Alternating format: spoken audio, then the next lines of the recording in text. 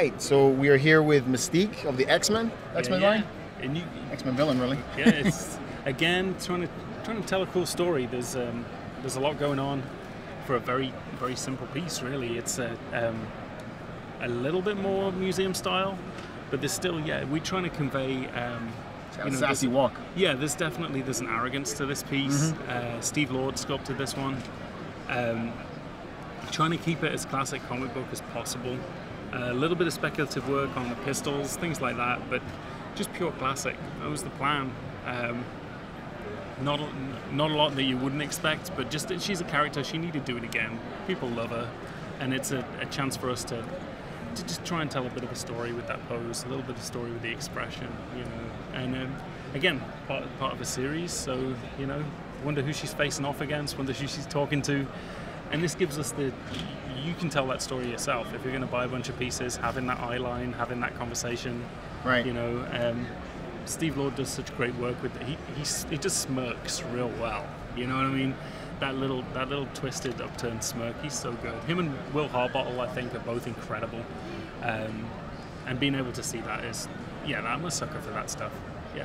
So the exclusive on this one is the swap out arm with the X-23 hand, right? That's right. Yeah. Why did you guys go with that choice as an option versus like maybe the switch out head? But I know a lot of people in the original preview for it, she showed her with like a longer hair, at least the silhouette. Yeah, this one, it was, again, it's a narrative, it's a story piece. These characters, we knew we were going to do an X-23.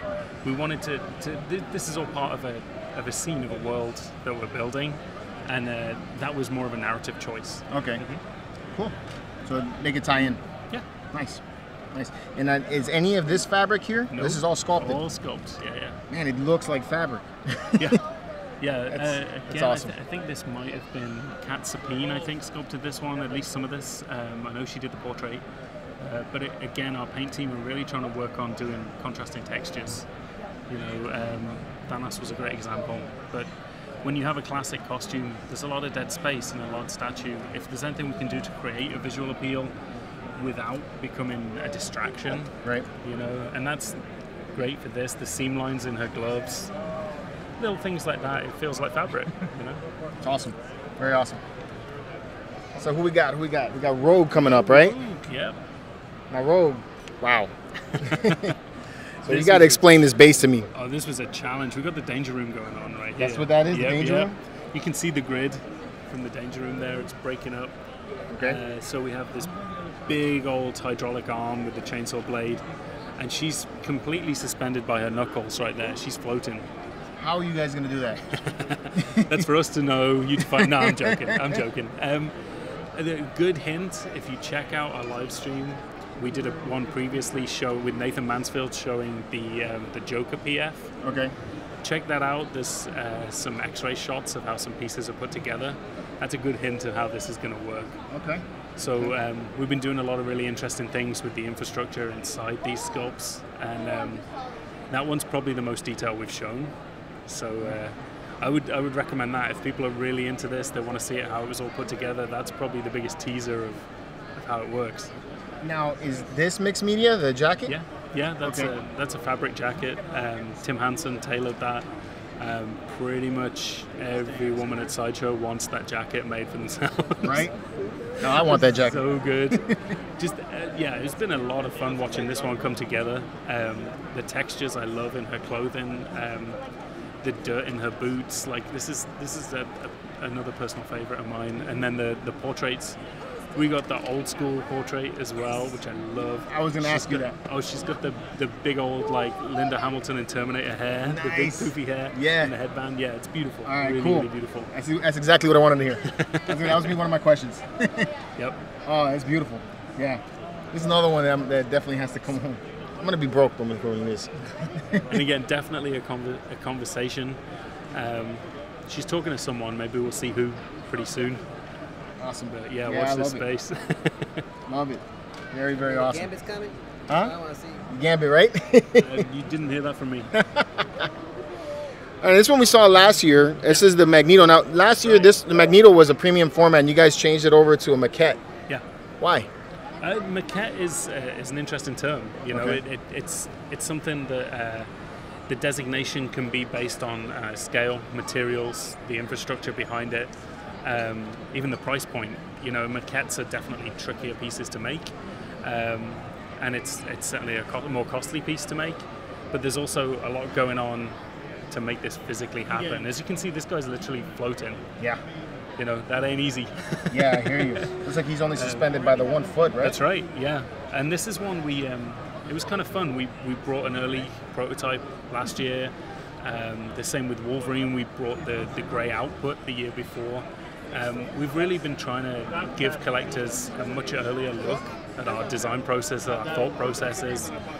We do more on the live stream now, where you're talking to the artists and talking to people as pieces are being made, you know. So, excuse me. We want you guys to get more inside our heads, what we're thinking about, what we're working on. And yeah, he's been a really fun one. I like his swap out portrait. Yeah, it's been great. Yeah, he's a cool piece. And I like how the metal looks like it's wrapping around him, kind of like that magnetic field that he creates. Yep. Yeah, this is cool. This is definitely a cool piece. So then we're going to be coming up here to the one that all our people have been asking about, right? The X23? Yeah, sorry about that. It's I was okay. just getting a call. It's okay, it's okay. I got to get that watch, man. That's pretty neat. Goofy, right? So, yeah, you got X23. She's been a lot of fun. It was fun to tease her. I loved watching. It always cracks me up when people are trying to like saturation boost those silhouettes, trying to sneaky peek on that right. one. I was like, you're close, but you're not quite there. Like, we love doing that kind of stuff. She's been a fun one to tease, and it's been kind of a top secret project for a while. So of all the X-Men, she looks like she's the most companion piece for Wolverine, but especially with considering the two. Most definitely. Yeah, it's like they're fighting the same. Is it like the opposite hand of the? Yes. Of, it is. Yeah. Okay, very cool. And yeah, she's another one where it's the best way I can describe this line is a conversation. You know, all the X pieces were definitely very considered. There's relationships between all these characters. We're given proximity bases, so people have the freedom to display them however they want. But there's definitely stories in mind. And she's been a lot of fun. I love that they did the creepy tendril thing, the tentacle thing that the Sentinels have. And seeing her knife boot situation, her raptor claws, I really love that. Yeah, another piece I'm really like. I think people are hopefully going to dig. Like, it's been a fun reveal. I'm definitely digging it. What is going to be the exclusive for her? This one, I don't think we've revealed that yet. I'm not sure I can tell you that yet. Okay. But there is one. All right, cool. I'm hoping the mask. I can't tell you. I'm sorry. Not it's all quite right. yet. It's all right. Coming soon. Yeah, we got Daredevil. That could be a release. It could be. So Daredevil, you said earlier this was sculpted by Daniel Bell. That's correct. Yeah. All right. Again, another great example of Daniel just doing speculative design on the suit. You know, he's really good at doing real world. I can see this in a movie. You know, you always feel like an actor could wear this. I really dig that about Daniel's work. Mm-hmm. And great companion piece for Elektra. Yes. You know, they're almost bookends the way they work together, which I really, really love. And just a crazy bass. Just like nuts. Yeah. Definitely trying to push the boundaries here. He's a little bit battle damaged, a little bit worn, but still like this. It's a clean classic Daredevil. Comic book fans should hopefully dig it. It's true to the comic book, but with a little bit of a sideshow twist. The exclusive portrait on this is more traditional. So if you want to go full on old school comic book, get the exclusive. I love the fabric on his nunchuck rings, the way you can wrap it around his body. I really like that. I think it's pretty dynamic. That's pretty cool. So is that, when you ship it, is it going to come already, or are these attachments? I believe these key in. Okay. So you have to like thread it through. Nice. Mm-hmm. Okay. That's pretty cool. Yeah, real nice piece, man. I love that one. All right. So then we got this next one here, Thor, the God of Thunder. So this is, you guys call this one the Breaker of Brimstone, right? Breaker of Brimstone, yeah. There's a lot of Thor fans in the building. This is another piece. This one of the great perks of this job, one of the reasons I love Sideshow so much is that the mates say, like paging all staff, any Thor fans in the building?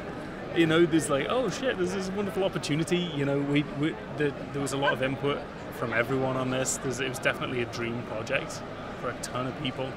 But Daniel Bell, dude, come on. I know, man. He kills it. He kills it. It's so much fun. So he's fighting Surtur, right? Yep. Yeah, he's got his Surtur base. Just crazy dynamic. Crazy dynamic. The cape makes it. I really think that. The cut and sew on this, obviously you've got to pose this yourself when you get it out the box, but I think it's worth the effort. It creates this floating effect so nicely. He's keyed in just at the shin right there, so that guy's floating. Yeah. And having the Stormbreaker as well. Yeah. And dual wielding. Come on now. It just makes him look more badass. Like, how cool is that? Yeah. That is very cool. So is the only cut and sew going to be the cape? Is everything else sculpted on here? Everything's sculpted, yeah. And you can see cool. he has the scale mail, and then he has his linens underneath, which I really love the contrasting textures on that.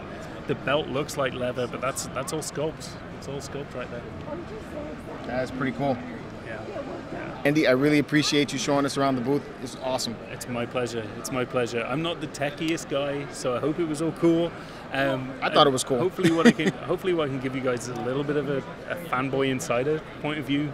I'm a collector nerd myself, and you can at least see the kind of things I've geeked out about with these pieces. But yeah, it's certainly, we're very proud to be here, and hope people dig them as much as we do.